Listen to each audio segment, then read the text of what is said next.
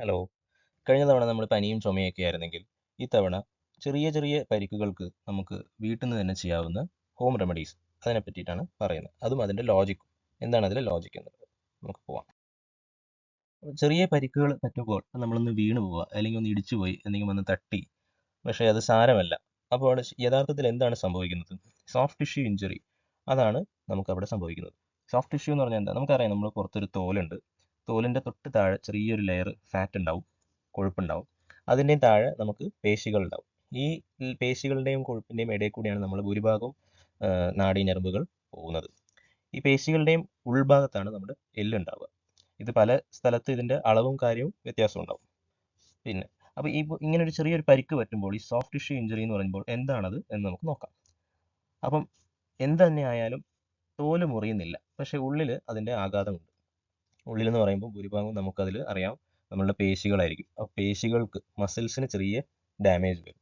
അപ്പോൾ അതിൻ്റെ കൂടെ തന്നെ ആർക്കും ഡാമേജ് വരാം? നമ്മളെ നാഡീഞരമ്പുകൾക്ക്. അവിടുത്തെ ഏറ്റവും ചെറിയ വെസൽസിനെയാണ് നമ്മൾ കാപ്പിലറീസ് എന്ന് പറയുക. അതേപോലെ തന്നെ നെർവ്സിനും നമുക്ക് ഡാമേജ് വരാം. ഇതിൻ്റെ ഉള്ളിലാണ് നമുക്ക് എല്ലുണ്ടാവുക. എല്ലിന് നമുക്ക് ചതവ് ഉണ്ടാവാം, ഉണ്ടാവാതിരിക്കാം. അപ്പോൾ നമുക്ക് പൊതുവേ കാണുന്ന ഒരു ഫീച്ചർ എന്തായിരിക്കും? പെയിൻ ഉണ്ടാവും. പിന്നെ എന്തുണ്ടാവും? ചിലപ്പം കുറച്ചൊന്ന് ചുമന്ന് വരും, അല്ലേ? പിന്നെ ചെറിയൊരു മുഴ പോലെ വരാം. ഇതാണ് യൂഷ്വലി നമുക്ക് കാണുന്ന ചെറിയ നിസ്സാരമായ പരിക്കുകളിൽ നമുക്ക് വരുന്ന ലക്ഷണങ്ങൾ. അപ്പോൾ ഇതെന്തുകൊണ്ട് വരുന്നു?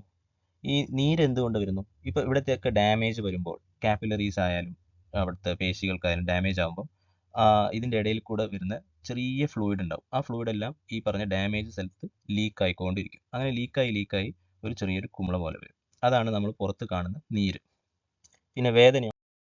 വേദന വരുന്നത് പല കാരണങ്ങൾ കൊണ്ടാവും. ഒന്നെങ്കിൽ നമ്മൾ ഈ നെർവ്സ് ഒക്കെ, ചെറിയ നെർവ്സിനൊക്കെ ഡാമേജ് പറ്റുമ്പോൾ അവർ ഇറിറ്റേഷൻ കാണിക്കും, അപ്പോൾ അത് വരാം. അല്ലെങ്കിലോ നമ്മളെ സാധാരണഗതിയിൽ നമ്മൾ തൊട്ട് കഴിഞ്ഞ് കഴിഞ്ഞാൽ പെയിൻ ലെവലിൽ തൊടുമ്പോൾ ആ പെയിൻ റിസപ്റ്റേഴ്സ് തന്നെ നമുക്ക് വേദന അറിയിക്കും. പിന്നെ അതിനും പുറമെ ഈ ഇങ്ങനത്തെ പേശികൾക്കൊക്കെ ഡാമേജ് പറ്റുമ്പോൾ നമ്മൾ നീര് വരുന്നു പറഞ്ഞല്ലോ. അപ്പോൾ ആ നീര് വരുന്ന സമയത്ത് പേശികൾ സ്ട്രെച്ച് ആവുന്ന സമയത്ത് നമുക്കൊരു ഒരു വലിയുന്ന ടൈപ്പ് വേദന വരാം. ഇങ്ങനെ 3 തരത്തിൽ വേദന തന്നെ വരാം. പിന്നെ ചുമപ്പോ? ചെറിയ രക്തക്കുഴൽ പൊട്ടുമ്പോൾ അവിടെ നിന്ന് ഉള്ളിലുള്ള രക്തം പുറത്തോട്ട് വരുമ്പോഴും നമുക്കത് ചുമപ്പായിട്ട് കാണാം. പക്ഷെ തോല് മുറിഞ്ഞിട്ടുണ്ടാവില്ല. അപ്പോൾ ഇങ്ങനത്തെ ഒരു തോല് മുറിയാത്ത ഒരു നിസ്സാരമായ പരിക്കിന് നമുക്ക് എന്ത് ചെയ്യാന്നുള്ളതാണ്. യഥാർത്ഥത്തിൽ ഈ പരിക്ക് പറ്റുമ്പോൾ നമ്മൾ ബോഡി ചെയ്യാൻ ശ്രമിക്കുന്നത് ആ പരിക്കിനെ റിപ്പയർ ചെയ്യാൻ വേണ്ടിയിട്ട് ബ്ലഡ് വെസലിൽ കൂടെ, രക്തത്തിലൂടെ റിപ്പയറിന് വേണ്ട സാധനങ്ങൾ അവിടെ എത്തിക്കുക എന്നുള്ളതാണ്. അപ്പം സ്വാഭാവികമായിട്ടും അവിടെ എന്ത് ചെയ്യും? കൂടുതൽ ഇൻഫ്ലമേഷൻ, നീര് വരുത്തിയിട്ടാണ് എപ്പോഴും നമ്മൾ ബോഡി റിപ്പയർ വർക്ക് വരുത്തുക. അപ്പോൾ ഇൻഫ്ലമേറ്ററി മാർക്കേഴ്സ്, ഈ നീര് വരുത്തിക്കാനായിട്ട് ഇവിടെ ഇൻഫ്ലമേറ്ററി മാർക്കേഴ്സ് വരും. അവർക്ക് കുറേ സിഗ്നൽസും കാര്യങ്ങളൊക്കെ കിട്ടി ഇവിടെ റിപ്പയർ നടക്കണം എന്നൊക്കെ മനസ്സിലാക്കി അവർ അത്യാവശ്യം അങ്ങോട്ട് വന്നുകൊണ്ടിരിക്കുകയായിരിക്കും. അപ്പോൾ അതിൻ്റെ ഭാഗമായിട്ടും നീര് കൂടുകയും ചെയ്യും. അപ്പോൾ ഇത് നല്ലതാണോ? ശരിയാണ്, നല്ലതാണ്. പക്ഷേ അമിതമായാൽ നമുക്ക് വേദനയും കാര്യങ്ങളും കൂടുകയും ചെയ്യും. അപ്പോൾ നമുക്ക് ആ വരുന്ന ഫ്ലോ ഒന്ന് കുറയ്ക്കണം. നമുക്ക് ഇത്രയും ആൾക്കാരെ വേണ്ട. അപ്പോൾ നമ്മൾ എന്ത് ചെയ്യണം? ഫ്ലോ കുറയ്ക്കാൻ വേണ്ടിയിട്ടാണ് നമ്മൾ തണുപ്പ് പിടിപ്പിക്കുന്നത്. ഇപ്പോൾ കോൾഡ് കംപ്രസ് എന്ന് പറയും. അത് നമുക്ക് യൂഷ്വലി നമുക്ക് മെഡിക്കൽ ഷോപ്പിലൊക്കെ ഐസ് പാക്ക് ഉണ്ടാവും. നമുക്കത് അവർ ചോദിച്ചു കഴിഞ്ഞാൽ വീട്ടിലോട്ട് കൊണ്ടാവുന്നതേ ഉള്ളൂ. ഐസ് പാക്ക് എന്നിട്ട് ഫ്രീസറിൽ വെച്ചാൽ മതി. ഇപ്പോൾ ഇങ്ങനത്തെ എന്തെങ്കിലും പരിക്ക് പറ്റുമ്പോൾ ഈ ഫ്രീസറിൽ നിന്ന് ഈ സാധനം എടുത്ത് നമുക്ക് എവിടെയാണോ പരിക്ക് പറ്റിയത്, അല്ലെങ്കിൽ എവിടെയൊക്കെ നമുക്ക് പരിക്ക് പറ്റിയിട്ടുണ്ടോ, വേദനയുണ്ടോ, അവിടെയെല്ലാം അടുപ്പിച്ചൊരു 20 മിനിറ്റ് വെക്കുക. പിന്നെ കുറച്ച് നേരം കഴിയുമ്പോൾ പിന്നെയും ഒരു 20 മിനിറ്റ് വെക്കുക. അങ്ങനെ ഇടവിട്ട് ഒരു 20 മിനിറ്റ് ഡ്യൂറേഷനിൽ നമുക്ക് കോൾഡ് കംപ്രസ് ചെയ്യാം. ആദ്യത്തെ ഒരു 1-2 ദിവസം. ഈ 1-2 ദിവസം കഴിയുമ്പം ആദ്യമേ നമുക്ക് വന്നിട്ടുണ്ടാവുന്ന ഇൻഫ്ലമേറ്ററി മാർക്കേഴ്സും കാര്യങ്ങളും ഉണ്ടാവും.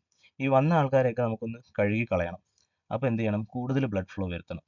അപ്പോൾ നമ്മൾ കാലിൽ ചളി പറ്റി കഴിഞ്ഞാൽ നമ്മൾ ടാപ്പ് വാട്ടറിൻ്റെ അടിയിൽ വെക്കുന്ന പോലെ ഈ വന്ന ഇൻഫ്ലമേറ്ററി മാർക്കേഴ്സിനെല്ലാം ഒന്ന് ഒഴിവാക്കാൻ വേണ്ടിയിട്ട്, ബ്ലഡ് ഫ്ലോ കൂട്ടാൻ വേണ്ടി നമ്മൾ എന്ത് ചെയ്യും? അവിടെ നമുക്ക് ചൂട് പിടിപ്പിക്കാം. ചൂട് പിടിപ്പിക്കാൻ പറഞ്ഞാൽ നമുക്കറിയാം, വെള്ളം ചൂടാക്കിയിട്ട് തുണി മുക്കിയിട്ട് വെക്കാം, അല്ലേ? പല രീതിയിലുണ്ട്. അപ്പോൾ ചൂട് വെക്കുമ്പോൾ ഈ ബ്ലഡ് ഫ്ലോ കൂടും അങ്ങോട്ടുള്ള. എന്നിട്ട് ബ്ലഡ് ഫ്ലോ കൂടിയിട്ട് ഈ വന്ന മാർക്കേഴ്സിനെല്ലാം കഴുകിക്കളയും. അത് നമ്മൾ ചെയ്യേണ്ടത് ഒരു 2-3 ദിവസം ആകുമ്പോഴാണ്. അപ്പോൾ ഇതിൽ ലോജിക്ക് ഇതാണ്. തണുപ്പ് വെക്കുമ്പോൾ ആദ്യം ഇൻഫ്ലമേഷൻ കുറയ്ക്കാനുള്ള കാര്യങ്ങൾ നടക്കും. മാത്രമല്ല നെർവ്സിൻ്റെ പെയിൻ സെൻസിങ് കപ്പാസിറ്റിക്ക് ഒന്ന് കുറച്ച്, ഒരുപാട് ഇമ്പൾസ് കൊടുക്കുന്നതിന് പകരം കുറച്ച് ഇമ്പൾസ് മാത്രം ആക്കും. പിന്നെ ഈ പേശികളെയൊക്കെ ഒന്ന് റിലാക്സ് ചെയ്യാനും സഹായിക്കും. പിന്നീട് ചൂട് പിടിപ്പിക്കുമ്പോൾ ഈ വന്ന ഇൻഫ്ലമേറ്ററി മാർക്കേഴ്സിനെല്ലാം ഒരു കഴുകി കളയുന്ന എഫക്റ്റാണ് ഉണ്ടാവുക. ഇതിന് പുറമെ നമ്മൾ റെഡ് ഫ്ലാഗ് സൈൻ, അതായത് നമ്മൾ വീട്ടിൽ നിന്ന് ചികിത്സിക്കാൻ പാടില്ലാത്ത ചില രോഗലക്ഷണങ്ങൾ ഞാൻ പറഞ്ഞുതരാം. നമ്മളിപ്പോൾ ആഘാതം പറ്റി, നമ്മളിപ്പോൾ വലത് കൈയിലാണ് പറ്റിയത്, വലത് കൈയിലെ ഏതെങ്കിലും ഒരു ഭാഗം ഇടത് കൈയായിട്ട് നമുക്ക് കമ്പയർ ചെയ്യുമ്പോൾ നമുക്ക് നേരിട്ട് നോക്കുമ്പോൾ തന്നെ ആ ഘടനയിൽ എന്തെങ്കിലും ഒരു വ്യത്യാസം, ഷേപ്പിലൊക്കെ വ്യത്യാസം കാണുന്നുണ്ടെങ്കിൽ ഉള്ളിലെ എല്ലിനും കൂടെ പരിക്കുണ്ടാവാൻ സാധ്യതയുണ്ട്. അപ്പോൾ നമ്മൾ ആശുപത്രി പോകണം. ഇപ്പോൾ സപ്പോസ് തോലും കൂടെ മുറിഞ്ഞിട്ടുണ്ട്, ബ്ലീഡിങ് നിൽക്കുന്നില്ല, നിർബന്ധമായും ആശുപത്രി പോകണം. നമ്മളിപ്പോൾ കൈമുട്ടിനാണ് പരിക്ക് പറ്റിയത്, നമ്മൾ ആ താഴത്തോട്ട് കൈമുട്ടിൻ്റെ താഴത്തോട്ട് നമുക്ക് തരിപ്പോ അല്ലെങ്കിൽ തളർച്ചയോ തണുപ്പായിരിക്കുകയാണ്, അധികം രക്തോട്ടം ഉള്ള പോലെ തോന്നുന്നില്ല, തണുത്തിരിക്കുന്നുണ്ട്, മറ്റേ കൈ വെച്ച് നോക്കുമ്പോൾ ഈ കയ്യിൽ ഒരുപാട് തണുപ്പാണെങ്കിൽ രക്തക്കുഴലിനും ഉള്ളിൽ പരിക്ക്, പ്രധാന രക്തക്കുഴലിനും ഉള്ളിൽ പരിക്ക് പറ്റിയിട്ടുണ്ടാകും. അപ്പോഴും നമ്മൾ ആശുപത്രി പോകണം. പിന്നീട് നമ്മൾ നോക്കേണ്ടത് നല്ല കടുത്ത വേദന, നമുക്ക് സഹിക്കാൻ പറ്റുന്നതിനെക്കാട്ടും കൂടുതൽ വേദന നമുക്ക് ഈ തട്ടിയ ഭാഗത്ത് നമ്മൾ അനക്കി നോക്കുമ്പോഴൊക്കെ ഉണ്ടെങ്കിലും നിർബന്ധമായും നമ്മൾ ആശുപത്രി പോകണം. പിന്നെ നമ്മൾ എപ്പോഴും ശ്രദ്ധിക്കേണ്ട ഒരു കാര്യം വെച്ച് കഴിഞ്ഞാൽ, നമ്മൾ ഈ ആഘാതം പറ്റിയത് നമ്മൾ ഏതെങ്കിലും സന്ധികളുടെ ജോയിന്റിന്റെ ചുറ്റുവട്ടത്താണെങ്കിൽ നമുക്ക് നീര് വരാം. അത് എല്ലിന് പരിക്കുള്ളത് കൊണ്ടാവാം, അല്ലെങ്കിൽ നമ്മൾ ഈ നിസ്സാര പരിക്കും ആവാം.